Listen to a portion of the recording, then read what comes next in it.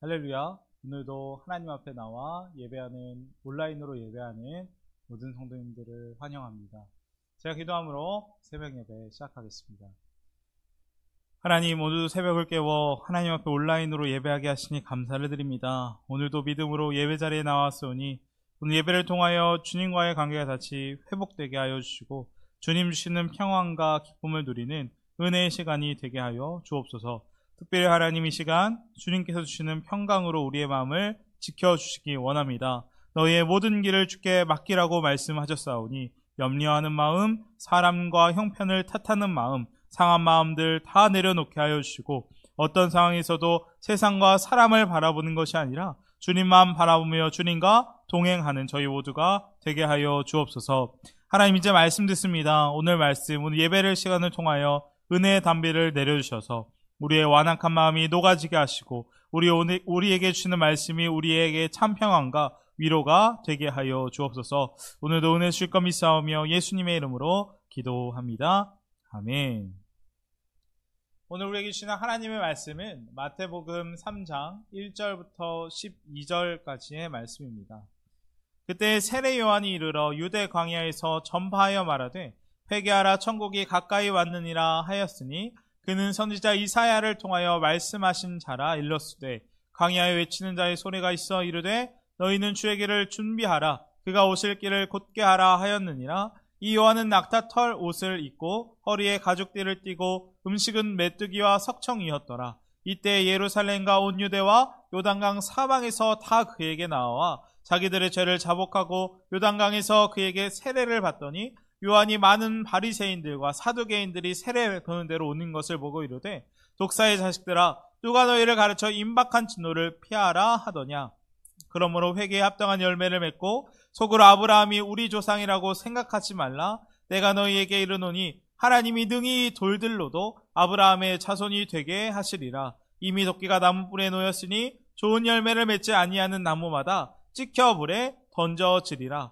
나는 너희로 회개하게 하기 위하여 물로 세례를 베풀거니와 내 뒤에 오신 이는 나보다 능력이 많으시니 나는 그의 신을 들기도 감당하지 못하겠노라. 그는 성령과 불로 너희에게 세례를 베푸실 것이요 손에 키를 들고 자기의 타작마당을 정하게 하사 알고금과 곡간에 들이고 쭉저기는 꺼지지 않는 불에 태우시리라. 아멘. 오늘은 마태복음 3장의 말씀을 보며 함께 은혜를 나누겠습니다. 오늘 마태복음 3장의 말씀을 보면 세례 요한이 등장하는 것을 보게 됩니다.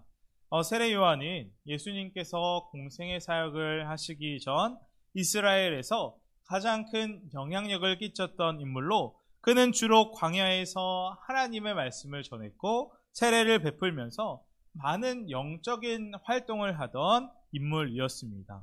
그리고 그가 얼마나 놀라운 이적들을 행했고 많은 영향력을 끼쳤던지 오늘 본문 5절의 말씀 보면 예루살렘과 온 유대와 요단강 사방에서 세례 요한에게 모여들었다라고 성경은 이야기합니다.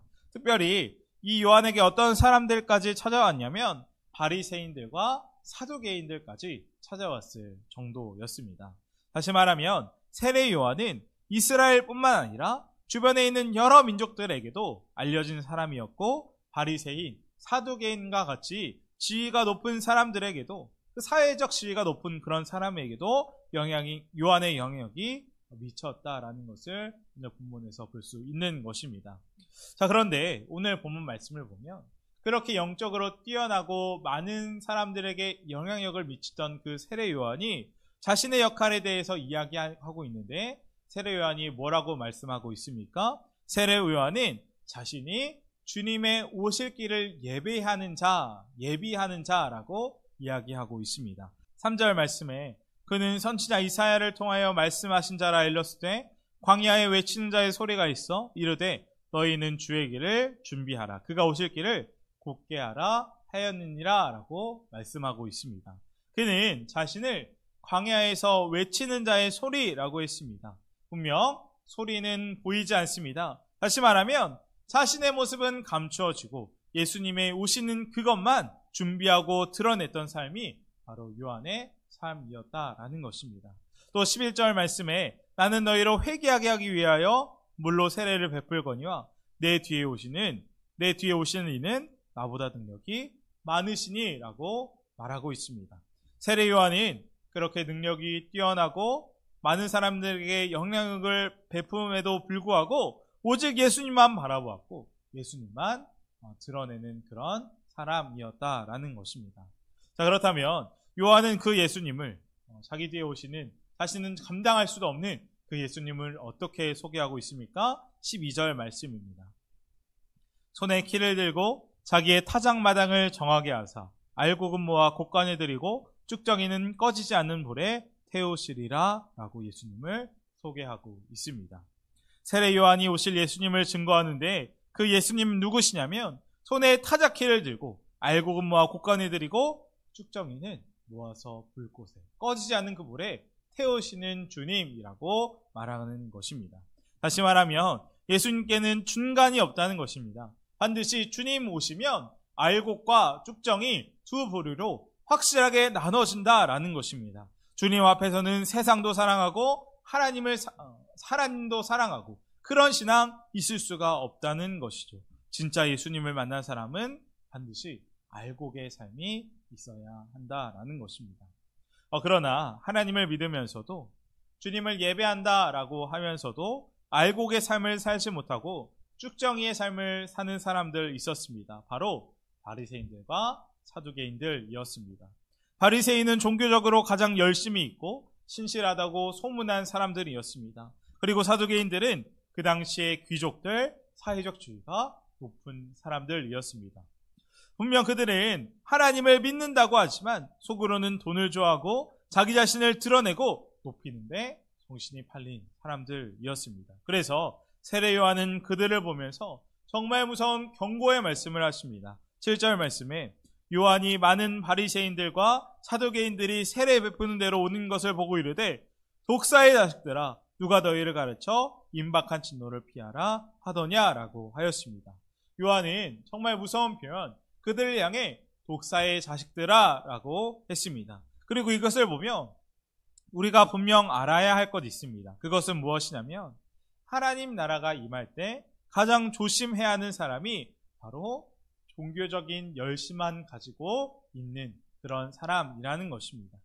하나님을 믿는다고 하지만 그 중심에는 하나님 없이 자기 마음대로 살아가는 그런 사람들에게 세례 요한은 무서운 경고의 말씀을 하고 있는 것입니다. 이번 가을 학기부터 제가 일본 모임을 맡게 되었습니다. 그래서 장로님, 권사님들과 이곳저곳을 다니면서 은혜도 받고 또 즐거운 시간을 보내게 되었는데, 그런데 이번 일본 모임을 하고 교회로 돌아오는 길에 성도님들께서 지금까지 살아온 신앙의 얘기를 하는 것을 듣게 되었습니다. 장로님, 권사님들이 지금까지 얼마나 열심히 신앙생활을 하셨는지 불평, 불만 없이 무조건 순종만 하시고 애들 들쳐업고 임신을 하셨어도 기도원이란 기도원은 다 가서 기도하시고 또 없는 중에도 헌신하시고 헌금하시고 참 배울 게 많이 있다라는 생각을 하게 되었습니다. 그런데 한 권사님이 젊었을 때 한 목사님께서 설교하신 그 내용이 절대 잊혀지지 않는 한 가지가 있다고 말씀하시면서 그 목사님이 하신 말씀을 저희에게 소개해 주었습니다. 그 목사님이 말씀하시기를 목사님들은 입만 살아서 입만 천국에 가고 성도들은 듣는 귀만 높아져 귀만 천국에 간다라는 것입니다. 그러면서 그 목사님의 말씀이 평생 잊혀지지 않는다라고 하셨습니다. 그 얘기를 얼마나 재밌게 하시는지 다들 한바탕 웃으셨습니다. 그런데 그 말씀, 그 권사님이 해주신 그 말씀이 제 마음에 계속 남아 있었습니다. 우리가 입만 살아있고 귀만 살아있고 우리 신앙생활에 주님이 드러나지 않는다면, 우리 중심에 주님 계시지 않고 하나님 있는 것이 우리 삶 가운데 아무런 영향력을 끼치지 못한다면 그것은 하나님 원하시고 기뻐하시는 그런 신앙생활 아니다라는 것입니다. 그래서 세례 요한 9절 말씀에 바리새인들 아브라함의 조상이라고 거들먹거리지 말고 교만하지 말라고 합니다. 돌들로도, 하나님은 땅에 떨어져 있는 아무것도 아닌 그 돌들로도 아브라함의 자손이 되게 하시는 하나님이라고 했습니다. 다시 말하면 모양만 있고 형식만 있는 신앙생활은 아무것도 아니다라는 것입니다. 이 새벽 우리가 우리의 마음을 점검하기 원합니다. 우리 신앙이 바리새인과 사두개인들처럼 종교적인 열심만 있고 마음이 딱딱히 굳어져 하나님을 사랑하는 마음 잃어버리고 감사를 놓쳐버리고 기뻐하는 마음 없다면 오늘 세례 요한의 말씀, 이 독사의 자식들아 누가 너희를 가르쳐 임박한 진노를 피하라 하더냐라는 말씀을 정말 우리 마음에 귀담아 들어야 할 것입니다. 그리고 이제 주님 다시 오신다는 그 임박한 진노가 있다는 것을 기억하고 주님 다시 오실 것을 언제나 예배하고 준비하는 그것이 바로 지혜로운 신앙인의 자세가 될 것입니다. 이어서 세례 요한은 광야에서 다음과 같이 외쳤음을 볼 수가 있습니다.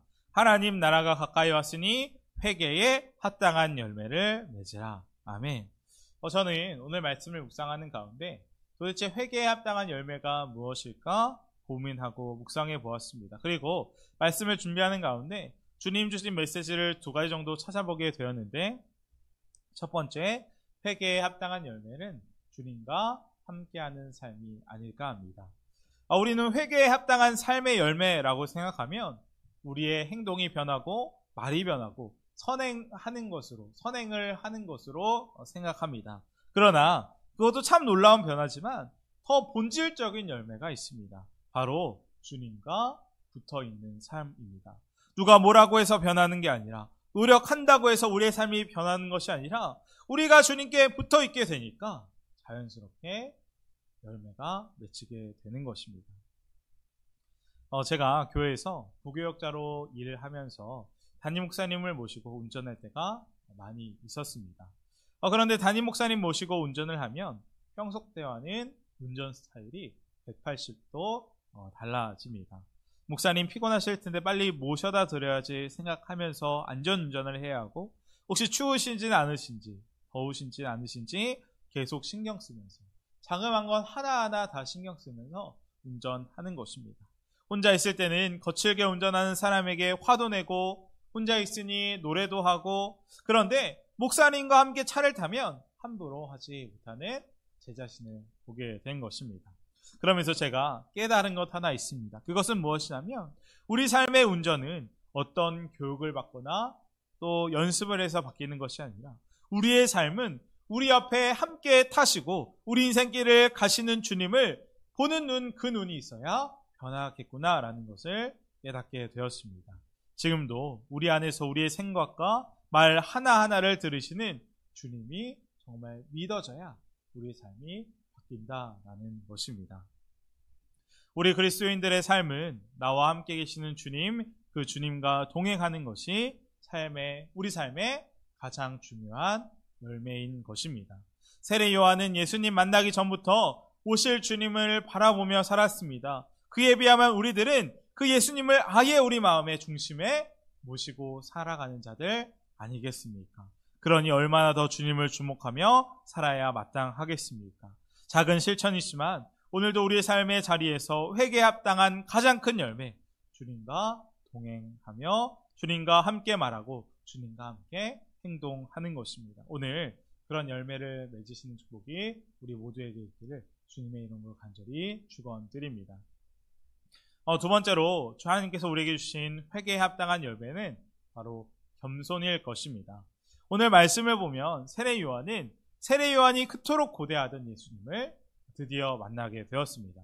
그런데 그 예수님께서 세례 요한을 보시고 말씀하시는 것이 무엇이냐면 자신에게 세례를 베풀라라고 하시는 것입니다. 그리고 그 말은 들은 세례 요한 어떻게 하였습니까? 극구 부인하였습니다. 세례 요한 자신이 예수님께 세례를 받아야 되는데 어떻게 감히 자신이 세례를 받냐면서 거절한 것입니다.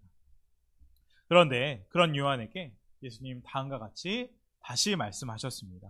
15절에 예수께서 대답하여 이르시되 이제 허락하라. 우리가 이와 같이 하여 모든 의를 이루는 것이 합당하니라 하시니 아멘.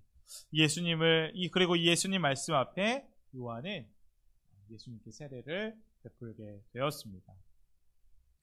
저는 이 마태복음의 말씀을 다시 한번 묵상하면서 오늘 말씀이 큰 은혜가 되었습니다.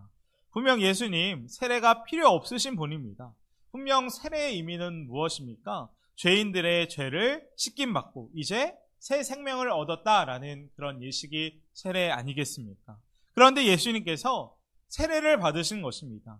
분명 예수님 세례 받으실 필요가 없습니다. 왜냐하면 예수님에게 아무런 죄가 없기 때문입니다. 그렇다면 예수님 도대체 왜 세례 요한에게 세례 받으신 것입니까? 그 이유는 아무 죄도 없으신 예수님께서 십자가 지신 것과 똑같이 우리 죄인의 자리에 내려오셔서 가장 겸손한 모습으로 세례를 받으신 것입니다. 그렇습니다. 예수님 이 땅에 오실 때도 가장 낮은 말구유로 오셨고 세례를 받으실 때도 죄인의 모양으로 우리와 똑같이 세례를 받으셨습니다. 또 십자가 달리실 때도 죄인의 모습으로 십자가 달리신 것입니다. 다시 말하면 세례는 왕이신 예수님이, 죄 하나도 없으신 예수님이 죄인인 우리와 같이 낮아지신 것을 보여주고 있는 것입니다. 그래서 오늘 본문에 예수님께서 세례를 받으시고 올라오실 때 하늘이 열리고 성령이 비둘기와 같이 내려오고 하늘로부터 하나님께서 기뻐하시는 말씀이 있었던 것입니다. 이는 내 사랑하는 아들이요 내 기뻐하는 자라. 아멘. 오늘 말씀을 보며 하나님께서 기뻐하시는 모습은 겸손임을 다시 한번 깨닫게 됩니다. 그리고 가장 겸손하신 그 주님이 우리 안에 찾아오셨고 함께 하실 줄 믿습니다. 겸손한 주님이 우리 안에 함께 하시는데 우리가 어떻게 겸손하지 않을 수 있겠습니까? 따라서 회개에 합당한 삶은 겸손의 삶일 것입니다. 우리는 지금 어떠한 삶을 살고 있는지 오늘 말씀에 우리 자신을 비춰봐야 할 것입니다. 미국의 한 교회 한 분에는 동상이 하나 세워져 있다라고 합니다. 그 동상은 예수님께서 무릎을 꿇고 베드로의 발을 씻겨주시는 조각상입니다. 그 조각상에는 예수님의 얼굴은 보이지 않고 당황해하는 베드로의 얼굴만 보이는 그런 특이한 동상이라고 합니다. 그런데 그 동상 밑에 한 구절 이렇게 딱 쓰여져 있다라고 합니다.